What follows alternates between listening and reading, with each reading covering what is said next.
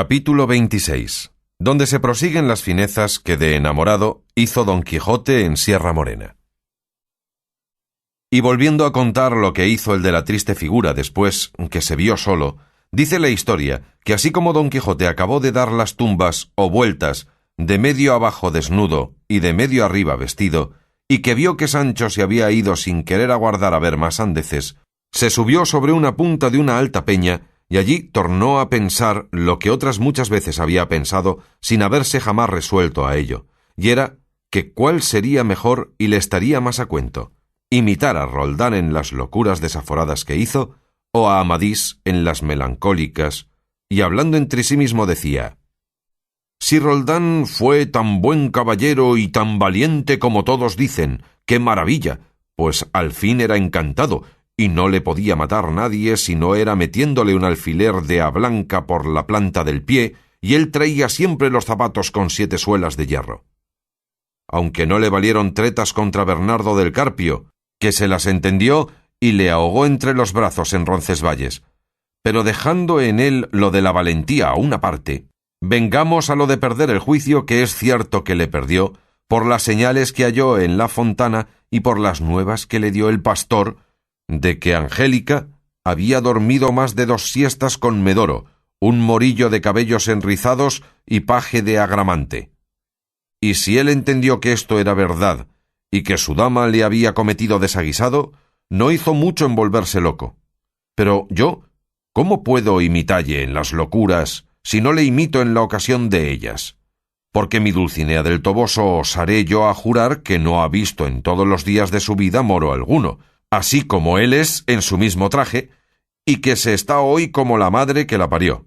Y haríale agravio manifiesto si imaginando otra cosa de ella me volviese loco de aquel género de locura de Roldán el Furioso. Por otra parte veo que Amadís de Gaula, sin perder el juicio y sin hacer locuras, alcanzó tanta fama de enamorado como el que más, porque lo que hizo según su historia no fue más de que por verse desdeñado de su señora Oriana, que le había mandado que no pareciese ante su presencia hasta que fuese su voluntad, de que se retiró a la peña pobre, en compañía de un ermitaño, y allí se hartó de llorar y de encomendarse a Dios, hasta que el cielo le acorrió en medio de su mayor cuita y necesidad. Y si esto es verdad como lo es, ¿para qué quiero yo tomar trabajo ahora en desnudarme del todo, ni dar pesadumbre a estos árboles que no me han hecho mal alguno? Ni tengo para qué enturbiar el agua clara de estos arroyos, los cuales me han de dar de beber cuando tenga gana. Viva la memoria de Amadís, y sea imitado de Don Quijote de la Mancha en todo lo que pudiere, del cual se dirá lo que del otro se dijo, que si no acabó grandes cosas, murió por acometellas. Y si yo no soy desechado ni desdeñado de Dulcinea del Toboso, bástame, como ya he dicho, estar ausente de ella. Ea pues, manos a la obra, venid a mi memoria cosas de Amadís, y enseñadme por dónde tengo que comenzar a imitaros. Mas ya sé que lo más que él hizo fue rezar y encomendarse a Dios, pero ¿qué haré de rosario que no le tengo? En esto le vino el pensamiento cómo le haría, y fue que rasgó una gran tira de las faldas de la camisa que andaban colgando, y dióle 11 ñudos, el uno más gordo que los demás, y esto le sirvió de rosario el tiempo que allí estuvo, donde rezó 1.000.000 de avemarías. Y lo que le fatigaba mucho era no hallar por allí otro ermitaño que le confesase y con quien consolarse. Y así se entretenía paseándose por el pradecillo, escribiendo y grabando por las cortezas de los árboles y por la menuda arena muchos versos, todos acomodados a su tristeza y algunos en alabanza de Dulcinea. Mas los que se pudieron hallar enteros y que se pudiesen leer después que a él allí le hallaron, no fueron más que estos que aquí se siguen. Árboles, hierbas y plantas, que en aqueste sitio estáis, tan altos verdes y tantas, si de mi mal no os holgáis, escuchad mis quejas santas. Mi dolor no os alborote, aunque más terrible sea, pues por pagaros escote aquí lloro Don Quijote ausencias de Dulcinea del Toboso. Es aquí el lugar a donde el amador más leal de su señora se esconde, y ha venido a tanto mal sin saber cómo o por dónde. Tráele amor al estricote, que es de muy mala ralea, y así hasta henchir un pipote, aquí lloró Don Quijote Ausencias de Dulcinea, del Toboso. Buscando las aventuras por entre las duras peñas, maldiciendo entrañas duras, que entre riscos y entre breñas haya el triste desventuras, hirióle amor con su azote, no con su blanda correa, y en tocándole el cogote, aquí lloró Don Quijote las ausencias de Dulcinea, del Toboso. No causó poca risa en los que hallaron los versos referidos el añadidura del Toboso al nombre de Dulcinea, porque imaginaron que debió de imaginar Don Quijote que si en nombrando a Dulcinea no decía también del Toboso, no se podría entender la copla. Y así fue la verdad, como él después confesó. Otros muchos escribió, pero como se ha dicho, no se pudieron sacar en limpio ni enteros más de estas 3 coplas. En esto, y en suspirar y en llamar a los faunos y silvanos de aquellos bosques, a las ninfas de los ríos, a la dolorosa y húmeda eco, que le respondiese, consolasen y escuchasen, se entretenía, y en buscar algunas hierbas con que sustentarse en tanto que Sancho volvía, que si como tardó 3 días tardara 3 semanas, el caballero de la triste figura quedara tan desfigurado que no le conociera la madre que lo parió. Y será bien dejalle envuelto entre sus suspiros y versos, por contar lo que le avino a Sancho Panza en su mandadería. Y fue que en saliendo al camino real se puso en busca del Toboso. Y otro día llegó a la venta donde le había sucedido la desgracia de la manta, y no la hubo bien visto cuando le pareció que otra vez andaba en los aires, y no quiso entrar dentro, aunque llegó a hora que lo pudiera y debiera hacer, por ser la del comer y llevar en deseo de gustar algo caliente, que había grandes días que todo era fiambre. Esta necesidad le forzó a que llegase junto a la venta, todavía dudoso si entraría o no. Y estando en esto, salieron de la venta 2 personas que luego le conocieron, y dijo el uno al otro: «Dígame, señor licenciado, ¿aquel del caballo no es Sancho Panza, el que dijo el ama de nuestro aventurero que había salido con su señor por escudero?» «Sí es», dijo el licenciado, «y aquel es el caballo de nuestro Don Quijote». Y conociéronle tan bien como aquellos que eran el cura y el barbero de su mismo lugar, y los que hicieron el escrutinio y acto general de los libros, los cuales, así como acabaron de conocer a Sancho Panza y a Rocinante, deseosos de saber de Don Quijote, se fueron a él, y el cura le llamó por su nombre diciéndole: «Amigo Sancho Panza, ¿a dónde queda vuestro amo?» Conociólos luego Sancho Panza y determinó de encubrir el lugar y la suerte, dónde y cómo su amo quedaba, y así le respondió que su amo quedaba ocupado en cierta parte y en cierta cosa que le era de mucha importancia, la cual él no podía descubrir por los ojos que en la cara tenía. «No, no», dijo el barbero, «Sancho Panza, si vos no nos decís dónde queda, imaginaremos, como ya imaginamos, que vos le habéis muerto y robado, pues venís encima de su caballo. En verdad que nos habéis de dar el dueño del rocín, o sobre eso morena». «No hay para qué conmigo amenazas, que yo no soy hombre que robo ni mato a nadie. A cada uno mate su ventura o Dios, que le hizo. Mi amo queda haciendo penitencia en la mitad de esa montaña, muy a su sabor».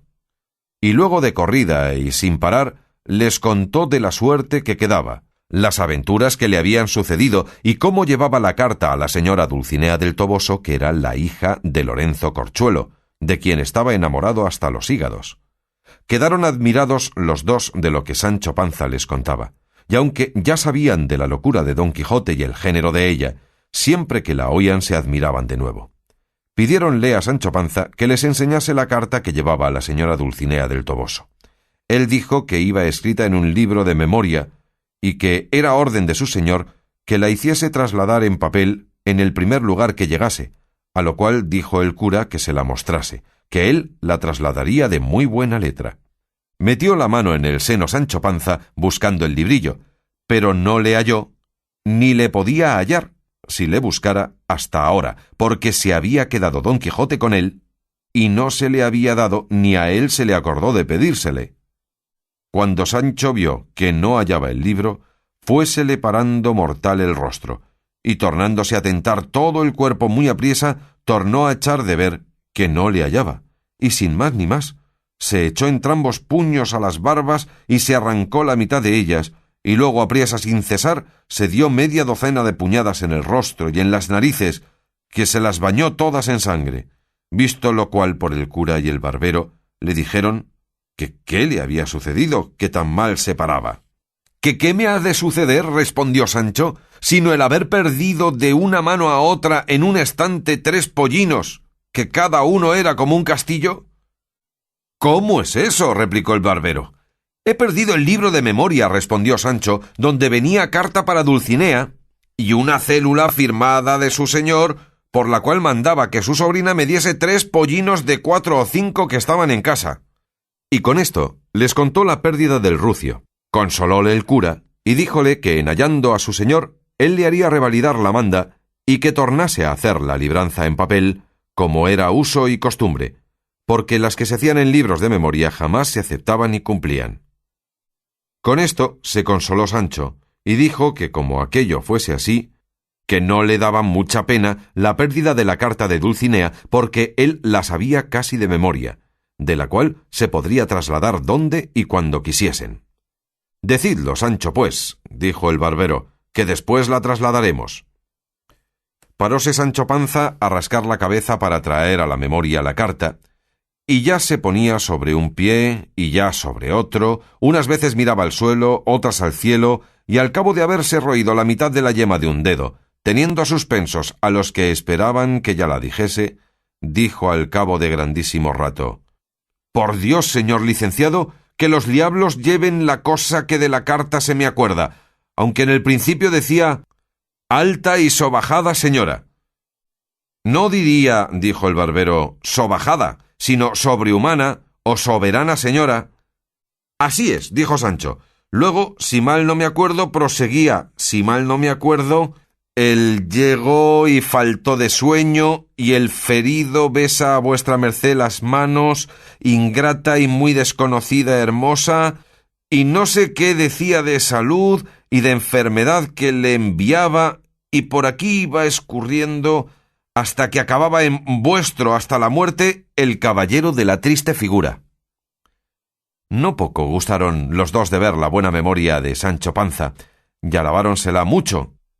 y le pidieron que dijese la carta otras 2 veces para que ellos asimismo la tomasen de memoria para trasladalla a su tiempo. Tornóla a decir Sancho otras 3 veces, y otras tantas volvió a decir otros 3000 disparates. Tras esto, contó asimismo las cosas de su amo, pero no habló palabra acerca del manteamiento que le había sucedido en aquella venta en la cual rehusaba entrar. Dijo también como su señor, en trayendo que le trujese buen despacho de la señora Dulcinea del Toboso, se había de poner en camino a procurar cómo ser emperador, o por lo menos monarca, que así lo tenían concertado entre los dos, y era cosa muy fácil venir a serlo según era el valor de su persona y la fuerza de su brazo, y que, en siéndolo, le había de casar a él, porque ya sería viudo, que no podría ser menos, y que le había de dar por mujer a una doncella de la emperatriz, heredera de un rico y grande estado de tierra firme, sin ínsulos ni ínsulas, que ya no las quería. Decía esto Sancho con tanto reposo, limpiándose de cuando en cuando las narices, y con tan poco juicio, que los dos se admiraron de nuevo, considerando cuán vehemente había sido la locura de Don Quijote, pues había llevado tras sí el juicio de aquel pobre hombre. No quisieron cansarse en sacarle del error en que estaba, pareciéndoles que, pues no le dañaba nada la conciencia, mejor era dejarle en él, y a ellos les sería de más gusto oír sus necedades. Y así le dijeron que rogase a Dios por la salud de su señor, que cosa contingente y muy agible era venir con el discurso del tiempo a ser emperador, como él decía, o por lo menos arzobispo, o otra dignidad equivalente. A lo cual respondió Sancho: «Señores, si la fortuna rodease las cosas de manera que a mi amo le viniese en voluntad de no ser emperador, sino de ser arzobispo, querría yo saber ahora qué suelen dar los arzobispos andantes a sus escuderos». «Suélenles dar», respondió el cura, «algún beneficio simple o curado, o alguna sacristanía que les vale mucho de renta rentada, amén del pie de altar, que se suele estimar en otro tanto». «Para eso será menester», replicó Sancho, «que el escudero no sea casado, y que sepa ayudar a misa por lo menos. Y si esto es así, desdichado de yo, que soy casado y no sé la primera letra del ABC». ¿Qué será de mí si a mi amo le da antojo de ser arzobispo y no emperador, como es uso y costumbre de los caballeros andantes? No tengáis pena, Sancho amigo, dijo el barbero, que aquí rogaremos a vuestro amo y se lo aconsejaremos, y aun se lo pondremos en caso de conciencia, que sea emperador y no arzobispo, porque le será más fácil a causa de que él es más valiente que estudiante. Así me ha parecido a mí, respondió Sancho, aunque sé decir que para todo tiene habilidad. Lo que yo pienso hacer, de mi parte, es rogarle a nuestro Señor que le eche a aquellas partes donde él más se sirva y a donde a mí más mercedes me haga. Vos lo decís como discreto, dijo el cura, y lo haréis como buen cristiano, mas lo que ahora se ha de hacer es dar orden cómo sacar a vuestro amo de aquella inútil penitencia que decís que queda haciendo, y para pensar el modo que hemos de tener, y para comer, que ya es hora, será bien que nos entremos en esta venta. Sancho dijo que entrasen ellos, que él esperaría allí fuera, y que después les diría la causa porque no entraba ni le convenía entrar en ella, mas que les rogaba que le sacasen allí algo de comer que fuese cosa caliente, y asimismo cebada para Rocinante. Ellos se entraron y le dejaron, y de allí a poco el barbero le sacó de comer. Después, habiendo bien pensado entre los dos el modo que tendrían para conseguir lo que deseaban, vino el cura en un pensamiento muy acomodado al gusto de Don Quijote y para lo que ellos querían, y fue que dijo al barbero que lo que había pensado era que él se vestiría en hábito de doncella andante y que él procurase ponerse lo mejor que pudiese como escudero, y que así irían a donde Don Quijote estaba, fingiendo ser ella una doncella afligida y menesterosa, y le pediría un don, el cual él no podría dejársele de otorgar como valeroso caballero andante. Y que el don que le pensaba pedir era que se viniese con ella donde ella le llevase, a desfacelle un agravio que un mal caballero le tenía fecho, y que le suplicaba a sí mismo que no la mandase quitar su antifaz, ni la demandase cosa de su facienda, fasta que le hubiese fecho derecho de aquel mal caballero, y que creyese sin duda que Don Quijote vendría en todo cuanto le pidiese por este término, y que de esta manera le sacarían de allí y le llevarían a su lugar, donde procurarían ver si tenía algún remedio su extraña locura.